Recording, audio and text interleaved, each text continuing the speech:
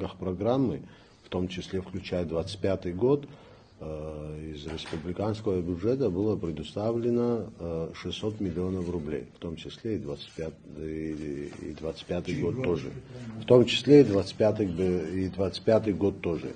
То есть 450 миллионов это та сумма, которая была уже освоена за 4 года, это та часть программы, которая уже ежегодно реализовывалась и уже есть как бы результаты.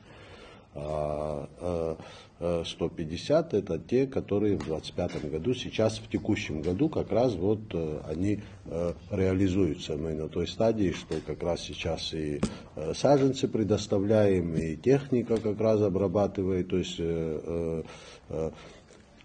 работает. То есть вот как раз сейчас эту работу мы проводим. Значит, за весь период работы, значит, у нас было значит, рассмотрено и одобрено конкурсной комиссией 847 проектов. 847 проектов по различным направлениям. Мы их делим и по направлениям растениеводства, животноводства и по... 1189 проектов. Это в том числе вместе с 25-м годом. Всем зачем исключать? Это с какого периода? С 21 года. С 21 по...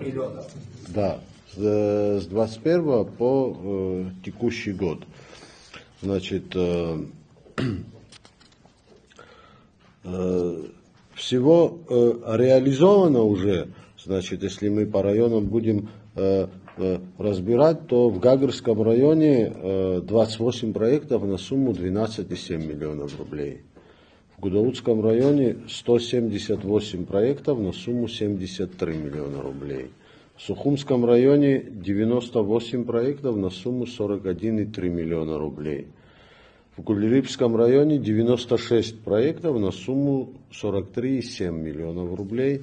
В Ачимчирском районе 369 проектов на сумму 140,8 миллионов рублей. В Кварчальском районе 40 проектов на сумму 43,5 миллионов рублей. В Гальском районе 38 проектов на сумму 22,5